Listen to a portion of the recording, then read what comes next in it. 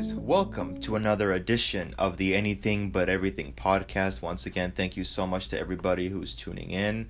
Back here today with another episode and with another special guest. We're going to be talking about another part of, an important part of if you're someone who goes through anxiety, depression, stress, bipolar, repetitive thoughts.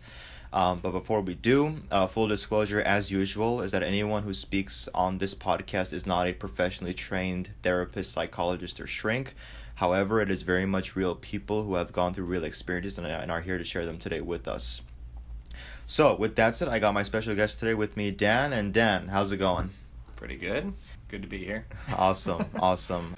So, like I said before, we're here to address and talk about a big part. It's actually like an aspect, an element of anxiety, stress, depression, etc., which is triggers and reminders. And I feel like a lot of people, when they're in that process of discovering what stress is, what anxiety is, they slowly discover that, hey, there are places, things, and people who trigger a emotional reaction, whether that's physically, mentally, emotionally.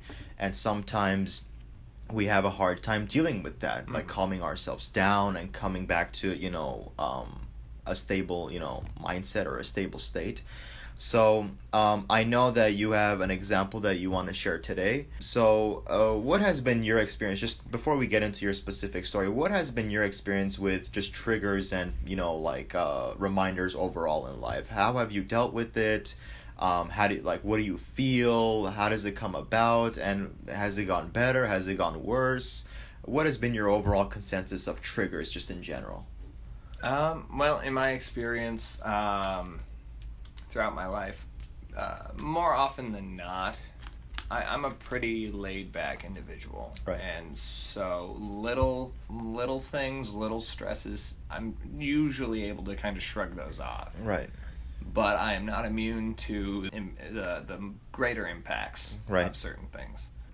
And so the example that I wanted that I was going to share was that several years ago, there was an individual in my life that I was very close to for several years, and our relationship with one another had a pretty aggressive implosion at the end, and with all of the factors that led to that, with the way that it happened, the treatment that I received at the hands of this person, it left some pretty deep emotional scarring for a while, that carried over into other interpersonal relationships that I had.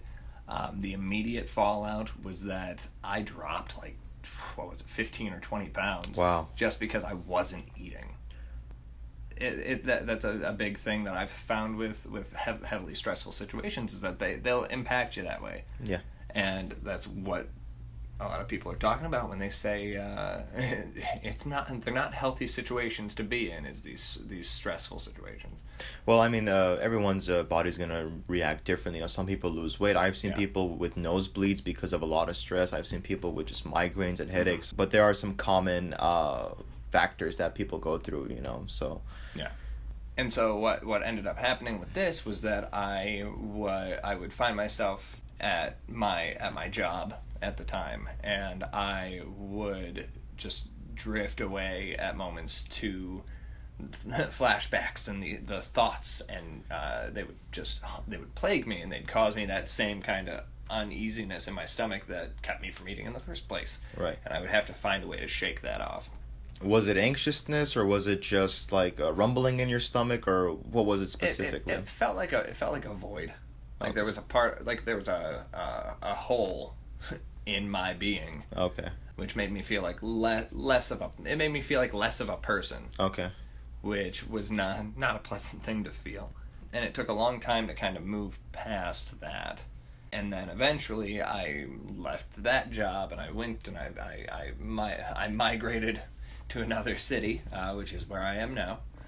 And I got another job. And sometime later, I started to encounter an individual who'd just recently been hired who shared some physical characteristics Right.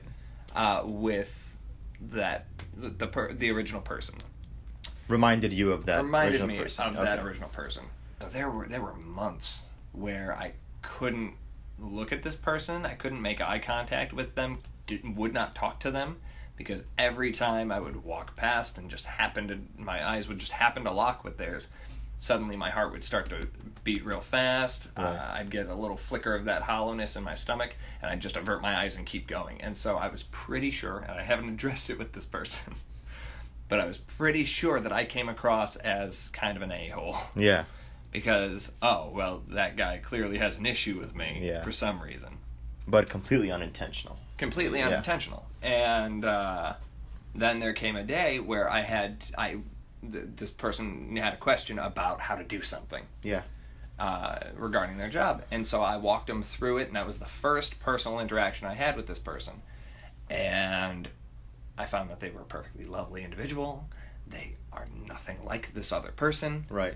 And that was a big factor in alleviating that stress. Right. Coming into terms with it. Coming to terms with it. And so it enabled me to kind of kick down that wall and break this association. Right. Which isn't... It's not always going to be something that's easy for people to do. Right. So I acknowledge that, and I lucked into this one because as soon as I got to see the positives of this person's personality and go, they are not person A. Yeah. It was like a weight being lifted off my shoulders, and I've had hundreds of pleasant interactions with this person at this point. Right. And it's made my life a lot more pleasant, because now I don't have to worry about if I'm walking past this person having that mini shutdown. Right. So I think that's the key thing, is that sometimes if we're lucky, sometimes it becomes that easy where just through one side conversation in something in relation to work, you kind of come to terms. But personally, what would be if someone right now is having a hard time, I don't want to say confronting, but coming into terms with a trigger, if it's a certain someone, or there's maybe a certain area that they can't go to, or like a certain location, or something that they can't look at or pick up or grab. What would be your piece of advice in getting past that, coming into terms with that? Do you personally have any piece of advice that you would offer to any of the listeners? From my perspective, like I said, these things aren't always going to be easy to find. Right. With this specific situation, it was a mixture of my personality being a pretty nice person anyway, and so this person needed help, I helped him. Yeah. And that was enough to push me there. But she also wasn't person A. If I'd been dealing with that same person, I probably wouldn't have been able to lift myself up as easily as I did. Right. And I know that some of you guys are going to be dealing with your stressors on a daily basis, and I'm not going to suggest that you run up to them or run up to it immediately and try to force yourself into interacting with them, because that's not... It could come off the wrong way. Yeah, and that's not going to work for everybody anyway. But if you can find the strength to at least push yourself to face it just a little bit every day, it's going to make it easier over time. And you may never completely shed it. There may be little things that, like I said, it was years from incident A to this. Right. And most days I'm fine. Most days you'll probably be fine. But that's not to say that little things won't flare up. But then you deal with those as you face them. And if you keep trying to work through them, and you take a step back and kind of analyze the situation before you jump in, insider outsider perspective type of thing, that makes it easier to put yourself into it. Right. I mean, I can say as a person who's been at that stage, and still to an extent, I mean, I get how that is, because I've been in it. Whether it's a person, place, or a thing that you just feel like, you feel anxious, if you get near it, you feel like those thoughts just kind of swerve in. But it's like you said, there are days where you are okay and things are fine. I think it's just the case of taking it one step at a time and be very, very careful, because trying to confront it all at once intentionally sometimes goes, it goes south. It doesn't work out. Actually, your problem might get a whole lot worse just by you trying to do More that. harm than good. Exactly. Do you possibly have any other examples of times where a certain something was a trigger and maybe you approached it a different way, or or maybe you would do things differently? Is there any other example like that? Well, a certain aspect of my personality is that I don't respond well to being disrespected, especially by people that I, at the time at least, regard as equals or companions or anything of the sort. Right. If I hold you in high regard and then you come at me with disrespect, that I wouldn't necessarily say that it causes me like trauma, but it's stressful. And sometimes, like I said, I'm pretty laid back most of the time, but sometimes I can get pushed over the edge. Right. That's another situation where then you've got to find it in yourself to kind of contain it. Yeah. And address it as you can, right? Or as is appropriate. Right. I was part of an organization in college where we had two groups within the group that had two wildly different perspectives on how to run the organization. And myself and my like-minded brethren were looking at the guidelines of the organization, saying this is what we're supposed to do. Right. And all these other people didn't necessarily throw that to the wind, but they were like, but why don't we focus on this instead? Right. And it caused this big collision. Right. That ended up impacting the entire organization, and I had to deal with people being petty, and I had to deal with my responsibilities, and I had to pick up the slack for other people, and it got real overwhelming, and it eventually kind of weighed down on me to where my effectiveness kind of waned. Yeah. And so that's one of those moments where you got to kind of take a step back. You got to reground yourself. Right. Because those situations are going to find you throughout the course of your life. And the more that they happen and the more that you find a way to deal with it, the more equipped you'll be down the line. And I feel like sometimes when you find a way to deal with it, you told me something, a couple weeks back or quite some time back, where you said just the idea of you trying to deal with it is already dealing with it. It's making progress. And I can tell everyone firsthand that at first, yes, it is rough when you don't have your tools, you don't have your coping mechanisms, you don't have that logical side of your brain communicating to you. But I did find that as time went on, if something happened within 30, 45 minutes, I was able to calm myself down. Yeah. Go to a restroom, put some water on your face, just sit down on the toilet and just think about things into perspective. Go outside, catch some air, whatever. Small things like that can help you just kind of take that deep breath, reassess the situation, and then come back in where you're not so, on the edge. But go ahead, continue. Well, like you were saying, I think the phrase that we actually tossed out there when we had that conversation was, even if you take a step forward and 2 steps back, at least you took a step forward. Exactly. And that's a good way to think about things. It sounds really bad, but if you can think about it for a second, you're a step ahead. Yeah. Yes, you came a couple steps back, but you're a step ahead of where you used to be. So. And it's taking the negative, looking at the negative, and saying this is not a negative. Right. This is a positive. Right. And then it continues to give you that motivation to keep building and keep growing. Exactly. And like we said, eventually you'll have an entire utility belt that'll let you solve these problems. It sounds funny, but it's actually true. You get an entire arsenal of weapons that you can use. So. I've been out of it for a while, but something I used to do, which again not everyone's going to be able to do, is I used to meditate. I would sit in my living room, and I had one of those white noise machines on my phone. Right. You could put on the chimes or the train tracks or the rain.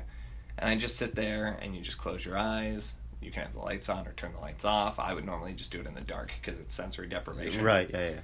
And then just that's all that matters, is you're focused then on yourself. Internally focusing on yourself. And it lets you kind of get a grasp of how you feel, controlling that heart rate, that's the tense muscles.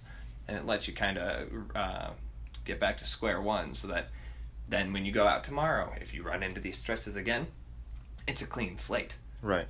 So if you've ever been in a class and you've had a teacher who just writes notes on the dry erase board and fills up the entire board, instead of going out the next day like that, you have a clean board. Exactly. Right. So less cluttered in your brain. The way that I always kind of took it as was, let's say if you have a day where, you're kind of on razor's edge, you're anxious, you're feeling uneasy about things, you're kind of a little bit more like, conscientious about your environment. It's like you said, whether you go for a walk, take a shower, meditate, get yourself together, breathe for a couple seconds. If you can kind of come out of that zone where you're not so like on razor's edge, you kind of bring yourself down, the next day, like that's not piled up on that day. Now it's kind of taken away and it's kind of a clean slate to an extent. Yeah. So I think that would be the initial message, is just anytime when there's a reminder, a trigger of any kind, when there's a memory there, is to have that arsenal of weapons. I don't want anyone to be hooked on the fact of, I can just have one weapon and I can use that. Having one weapon is okay, but keep in mind that some days out of the week, that one weapon is probably not going to work. Yeah, it's great to be good at one thing, but it's better to be good at two. Exactly.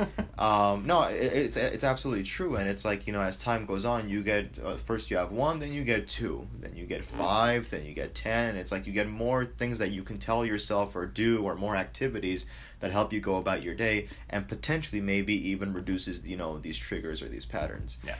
As we come to a close here, the one thing that I always like to do is, what final piece of advice would you give to any of the listeners who have been listening thus far? Whether there's a reminder, a trigger, what would be your last big piece of advice that you would offer to anyone who might be right now going through a time where a certain place or certain someone that they keep on running into is a little bit of a reminder or a little bit of a trigger for them? Keep moving. When you find yourself facing painful memories, painful thoughts, traumatic events, the best thing you can do is keep moving, because once you get past it, once you get far enough past it, that's when you can, like we said, recenter yourself, and knowing that you made it through to the other side is a good starting point to carry into the rest of your life. And so if you keep walking, you'll find yourself in a happier place. And sometimes it's not going to be the easiest. You're going to walk over rocky terrain. Yeah. But metaphorically speaking, yeah. But one day you'll end up in the meadow, and that's where you'll find your peace. Well, there you go, guys. More metaphorical than anything, but hey, it's absolutely true. There comes to a point where if you're at this little spot where it seems like, things are just not moving forward and everything is just down in the dumps, you will find that just with continuously moving ahead, you eventually get out of that. I mean, I can say it firsthand. Dan has been saying it all this time.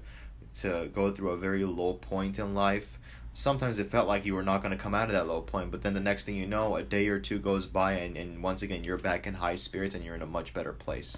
So absolutely, just keep on moving forward. Sometimes it could be very tough and it seems like you don't have what it takes, but just keep that message in the back of your head. I got to keep on moving. This is only temporary. It's going to become much more easier as life goes on. If you want a visual of kind of what I was talking about, watch about the last half hour of Homeward Bound: The Incredible Journey. Because I think that there's no better visual for what I was trying to say than Shadow in the Pit. So there you go. You got the closed caption version, and now you got something visual that you can look at as well.